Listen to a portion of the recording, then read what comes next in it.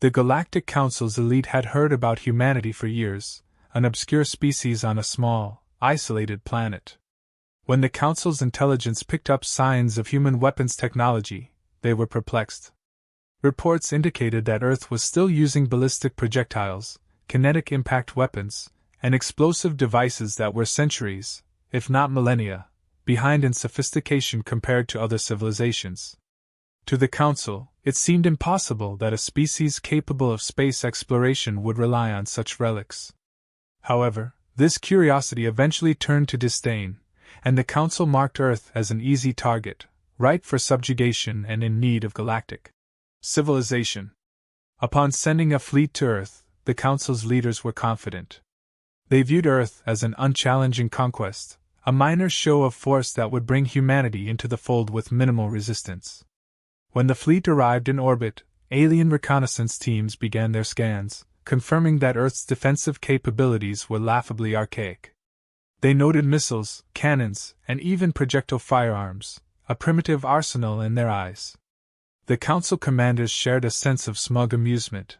They had prepared for a minor engagement, and it appeared Earth would deliver just that. Throughout the fleet, a sense of superiority prevailed. Council warriors and strategists marveled at humanity's apparent lack of technological progress in warfare. They speculated that Earth's inhabitants were simply undeveloped, not yet ready for a higher form of combat. To them, the concept of using weapons based on physical impact and controlled explosions was not only primitive but unthinkable. The Council's species had long moved beyond such methods, developing energy-based weaponry, biological disruptors, and shields that neutralized most attacks before they even reached their targets. The Council members, observing from their command center, debated the likely reason for humanity's backwardness in weaponry. Some theorized that Earth's limited resources had stunted their advancement. Others argued it was cultural stagnation or an inherent lack of innovation. In the end, it didn't matter much. Whatever the cause, the Council was certain that humanity's reliance on crude weapons indicated a lack of true strategic thinking. Earth, they assumed, could be conquered quickly, without significant resistance or strategic effort. As final preparations were made, the fleet's commanders briefed their forces on what to expect. There was little talk of tactical adjustments or contingency planning. The alien forces saw no need for it. They'd planned this mission as a simple display of force, believing that humans, upon seeing the sheer might of the Council's fleet, would understand their place and surrender. The Council was more interested in demonstrating its power than in a full-scale battle. They anticipated a brief engagement, perhaps a few shots fired before Earth would capitulate. While final scans confirmed humanity's outdated defenses, Council analysts made a curious observation. Earth's weapons systems, though antiquated, were scattered and decentralized. They found missile silos, ground-to-air defense systems, and even small-scale weaponry in unpredictable locations.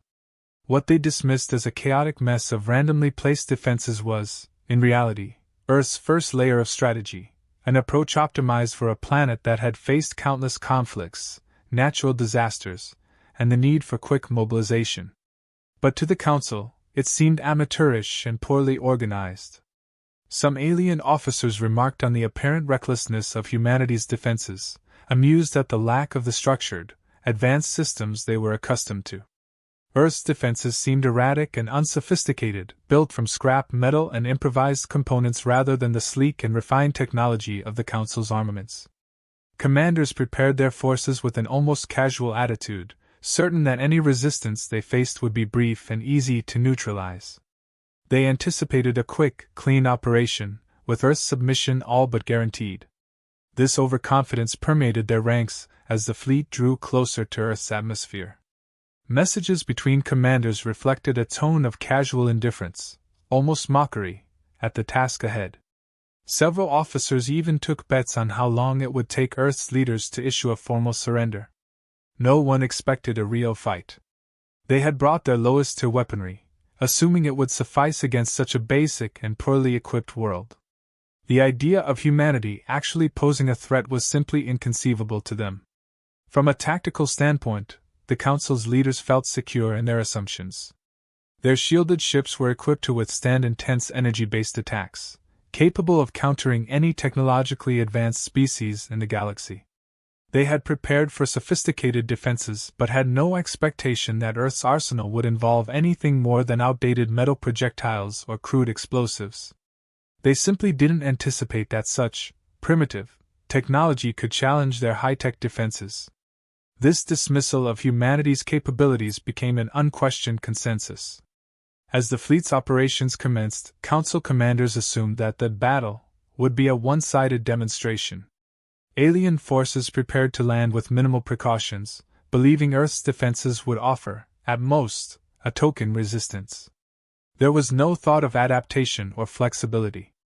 They were certain that Earth's outdated weapons couldn't possibly threaten them. Within the fleet, warriors and tactical officers exchanged comments laced with humor and ridicule. They spoke of Earth's arsenal as a relic of a bygone era, a curious fossil of a species trapped in its technological past. For the Council, it was almost amusing to think that humans might try to resist with such weapons. No one gave serious consideration to the idea that Earth's defenses might prove formidable. They had come prepared to intimidate, not to engage in any real combat. As the first ships moved into Earth's atmosphere, the alien commanders began issuing orders with a confidence that bordered on arrogance. They saw Earth as a simple conquest, a chance to flex their power and reinforce the Council's dominance. The thought of strategic adaptation never crossed their minds. They believed there was no need. They anticipated submission, compliance, and the inevitable awe of an inferior species facing an advanced galactic fleet. Earth's defenses, in their eyes, were nothing more than relics, symbols of humanity's backwardness. The Council's decision to confront Earth, based on their perception of human weaponry as outdated and irrelevant, was their first critical error. They would soon discover that underestimating humanity's resolve, and its familiarity with adaptable warfare, was a mistake that would cost them dearly. The Council's fleet had entered Earth's orbit with confidence, but they were unprepared for what was to come. As the first wave of alien ships entered Earth's atmosphere, they expected minimal resistance. Their advanced shielding systems hummed with energy, designed to deflect attacks from complex energy weapons or sophisticated technological countermeasures. However, as they descended, they encountered something altogether unexpected: an immediate barrage of projectiles, ballistic missiles, and heavy artillery fire. The impacts weren't just hitting but were shaking the vessels with an intensity that alien forces had never experienced. The Council shields, optimized for energy-based attacks, struggled against the brute force of physical impact. The simple, relentless force of these primitive weapons began to destabilize their shielding systems in ways they hadn't anticipated. The aliens attempted to recalibrate, dismissing the attacks as mere anomalies. But Earth's forces continued with a relentless barrage, leveraging kinetic weapons to disrupt and overwhelm alien defenses. A crude but powerful missile hit one of the lead ships, its impact causing unexpected damage. Shaken, the commanders ordered evasive maneuvers, but Earth's decentralized defense system left them vulnerable at every turn. Each time they adjusted, Earth's forces redirected attacks, targeting weak points with a precision and coordination that defied their expectations. To counter this unforeseen tactic, the alien fleet deployed drones equipped with energy cannons to neutralize Earth's surface forces. However, human forces had anticipated such tactics. They released waves of electromagnetic pulses, effectively disabling the drones and throwing the fleet's formations into further disarray. Without effective reconnaissance, the alien commanders found it difficult to locate the sources of these attacks. Earth's forces continued their assault with improvised weaponry and guerrilla tactics, maximizing the advantages of their home terrain. The Council ships, built for large-scale, space-based combat, struggled in the dense and unpredictable conditions of Earth's atmosphere. The alien fleet's command structure, accustomed to streamlined operations and predictable enemy responses, found itself in chaos. Attempts to relay orders and reorganize were met with continuous disruptions. Human forces used older communication systems immune to the Council's more advanced interference technologies. This combination of adaptability and seemingly outdated technology baffled the aliens.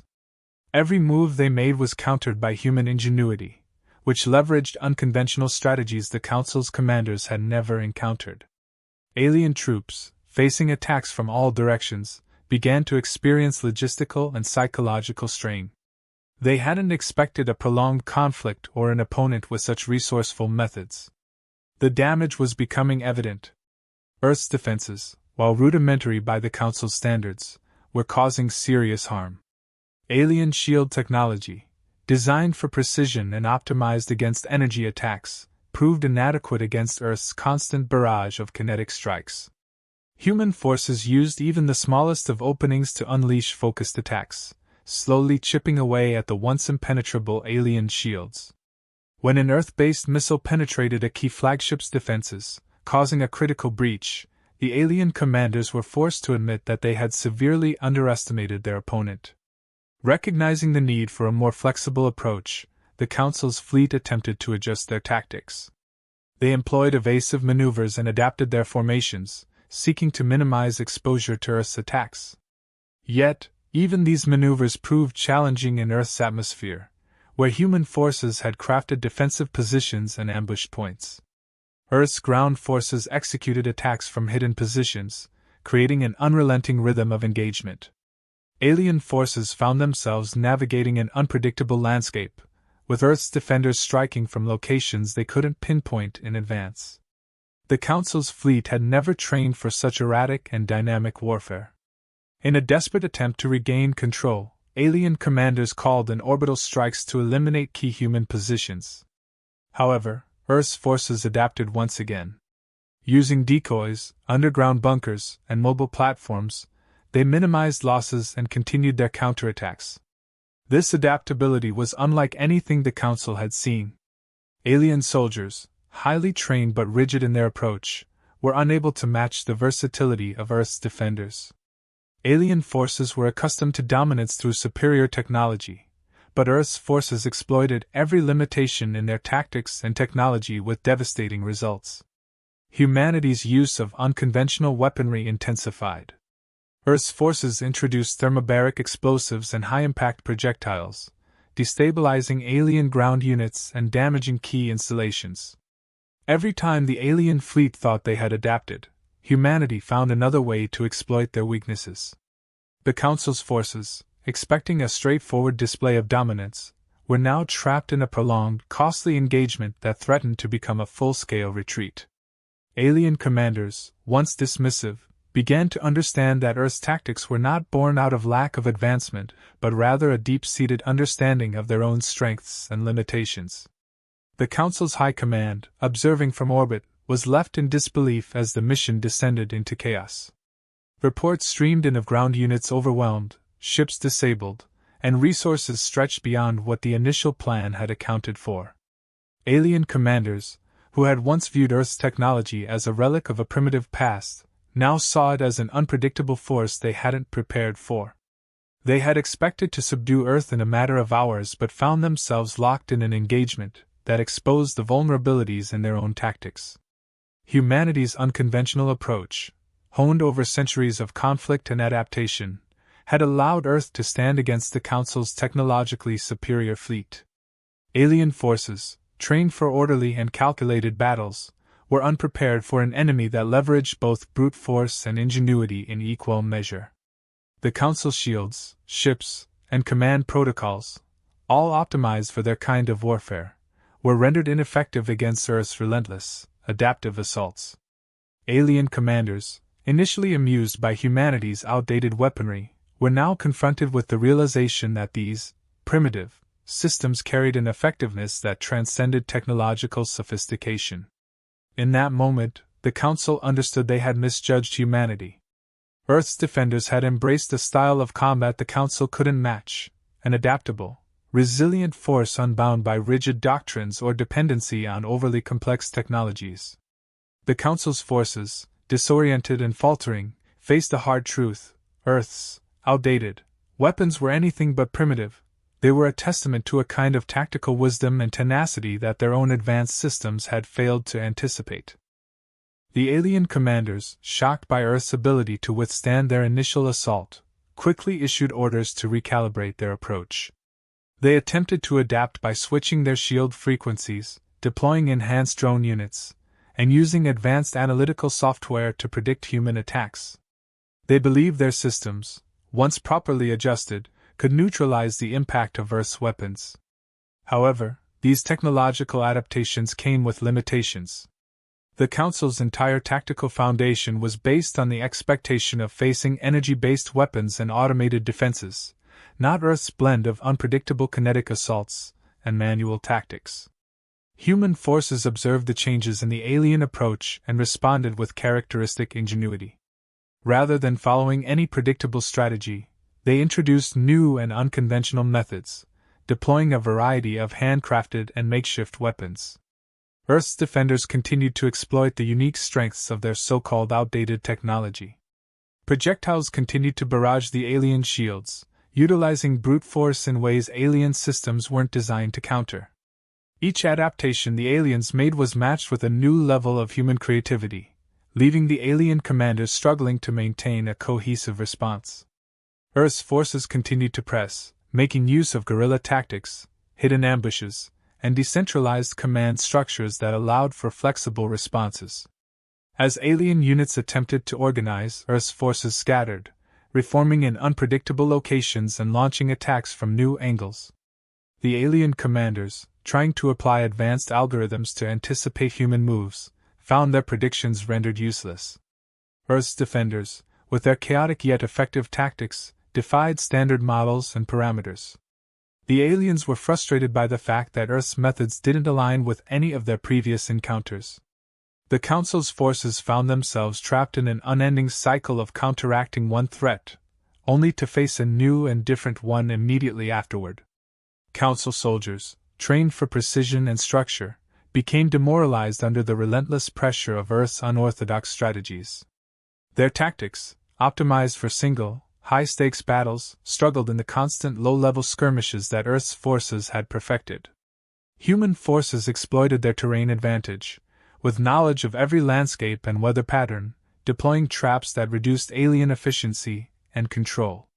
Alien commanders, overwhelmed by the need to constantly regroup, began to experience mounting casualties and strategic losses as their forces found no relief from the relentless and varied assaults. The Council's advanced weaponry, intended for efficient, calculated dominance, was proving inefficient in the messy, unconventional war that Earth's defenders had constructed.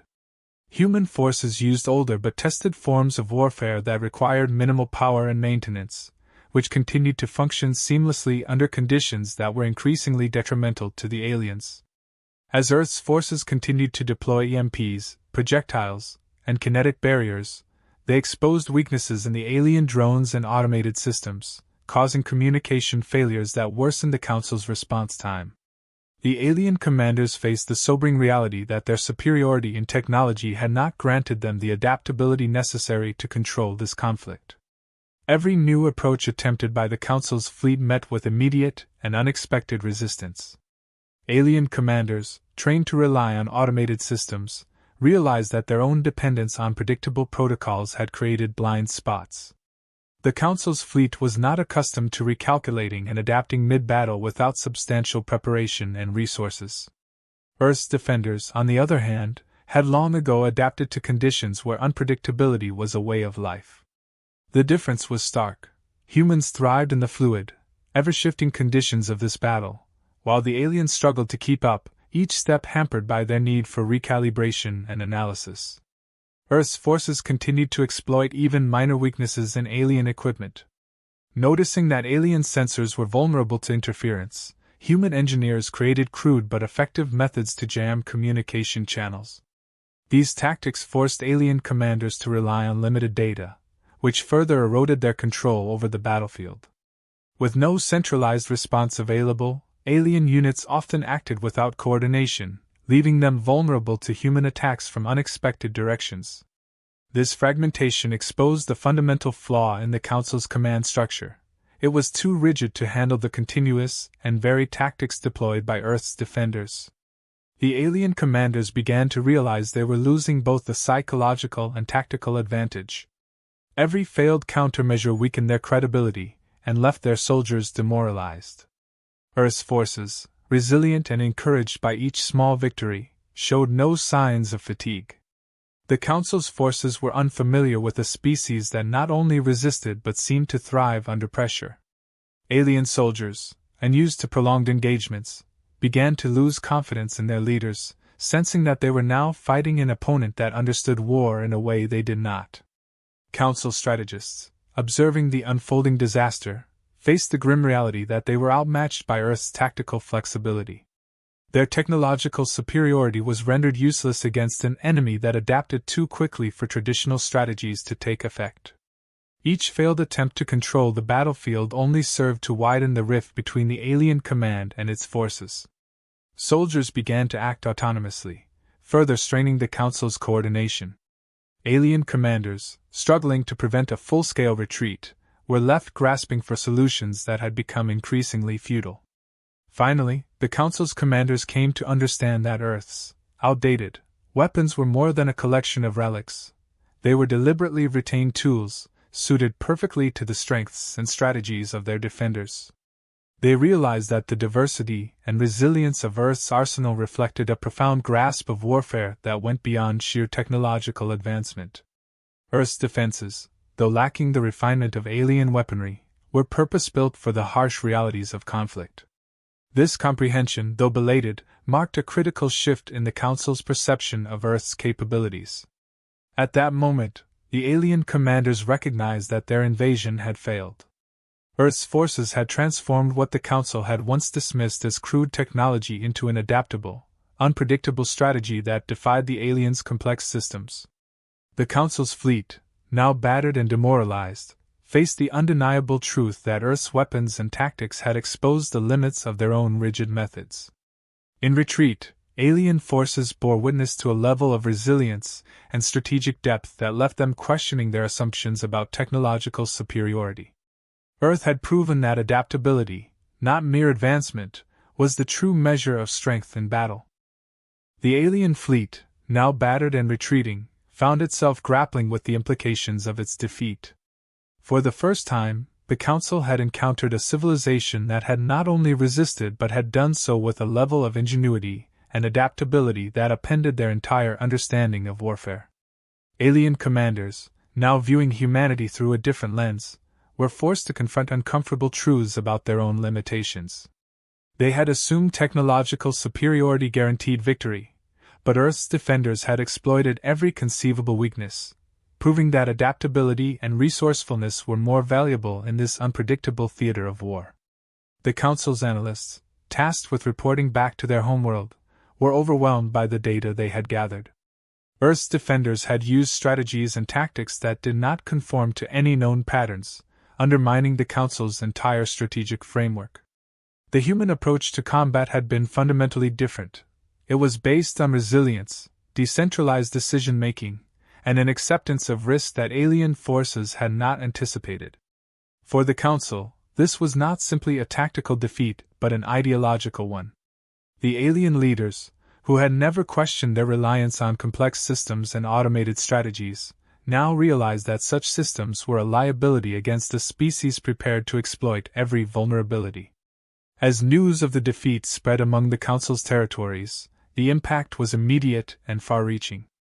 Other civilizations within the Council's sphere, long subjected to its authority, began to see Earth's victory as a signal that the Council's power was not as absolute as it had appeared. If a single planet, using what the Council had dismissed as outdated weapons, could repel their fleet, perhaps others could do the same. Rumors and whispers of rebellion and resistance circulated among member species, who now questioned whether they had underestimated their own potential. Earth's triumph had done more than defend its own sovereignty. It had planted a seed of doubt within the very structure of the Council's rule. Back on Earth, leaders and military strategists were acutely aware of the broader implications of their victory. They understood that this battle had revealed Earth as a capable force in the galaxy, but they also knew it would bring heightened scrutiny and possibly future retaliation. Recognizing the gravity of their position, Earth's leaders initiated efforts to strengthen their defenses and deepen their understanding of alien technology. They began working to improve their own weapons systems, not by adopting the same technology as the Council, but by refining and expanding their unique approach to warfare, one that relied on ingenuity, adaptability, and unconventional thinking. The Council, humiliated and bruised, found itself in a state of introspection. The alien leaders, once united in their confidence, were now divided over how to respond. Some argued for a second, larger invasion, believing that overwhelming force could finally subjugate Earth. However, the reports from the battlefield painted a different picture. Analysts argued that Earth's defenders would only grow stronger with time, learning from every encounter and adapting faster than the Council could predict. A second invasion could potentially lead to an even greater disaster, as Earth would be more prepared and possibly even more dangerous. Within the Council's upper echelons, a growing faction began to advocate for a new approach. These leaders, humbled by Earth's victory, proposed the idea of cautious diplomacy. They saw that the Council's rigid doctrines had failed them, exposing a fundamental weakness in their approach to interstellar relations. Earth's unexpected resistance had forced them to reconsider their policies of dominance and control. This faction argued that, rather than attempting to subjugate humanity, the Council might benefit from engaging with them as equals. They saw value in Earth's perspective, in the way humanity approached challenges with creativity and persistence. Perhaps, they reasoned, there was something to be learned from this resilient species. The Council's eventual decision to open diplomatic channels with Earth marked a historic turning point. It was an unprecedented move for a power that had long viewed itself as the galaxy's supreme authority. Earth, for its part, was cautious but willing to engage. Humanity understood the potential advantages of diplomacy but remained prepared for future conflicts. They negotiated from a position of strength, aware that their adaptability and unconventional tactics had secured them a place of respect, if not outright fear, among their former adversaries. This diplomatic relationship would be grounded in mutual understanding but also in the knowledge that Earth had proven itself capable of defending its autonomy. Earth's leaders made it clear that their approach to defense would not change. They would continue to develop their own strategies, refining the same methods that had brought them success in the recent battle. The Council, witnessing this resolve, began to adopt a cautious respect for humanity's approach to conflict. For the first time, they acknowledged that there was more to power than technological sophistication. Earth had taught them that adaptability, resilience, and the capacity for independent thinking were qualities that their own species lacked, and which made humanity a formidable presence in the galaxy. As Earth and the Council entered this tentative new era of diplomacy, other civilizations observed the unfolding relationship with keen interest. Earth's victory had shifted the balance of power, showing that a species need not possess the most advanced technology to command respect. The galaxy watched as the Council, once the ultimate authority, adapted its stance in the face of Earth's unyielding resolve. Humanity had redefined the rules of engagement, demonstrating that outdated weapons, when wielded with strategy and purpose, could stand against even the most advanced foes. In time, the Council's military doctrine itself began to shift. Leaders within the Council started to incorporate elements of Earth's approach to warfare, training their soldiers in flexibility and resilience rather than rigid protocol. They began to understand that the complexity of a system could become a weakness if it failed to adapt under pressure. The Council's fleets were restructured to incorporate more decentralized command structures, and new tactical simulations included scenarios based on Earth's unconventional methods. Earth's influence had not only defended its own independence but had sparked a transformation within the very force that had once sought to dominate it. For humanity, the victory brought both pride and vigilance. Earth had made a statement to the galaxy, establishing itself as a world unwilling to yield. But it also understood that peace was precarious and that vigilance would be necessary to maintain its place. The galaxy, once dominated by a single hegemonic power, had been irrevocably changed by a single, resilient planet. Earth had proven that its strength was not in the sophistication of its weaponry but in the resolve and resourcefulness of its people. In the end, humanity's success echoed across the stars as a testament to the power of innovation and resilience. Earth had secured not only its survival but a new place among the galaxy's most powerful forces.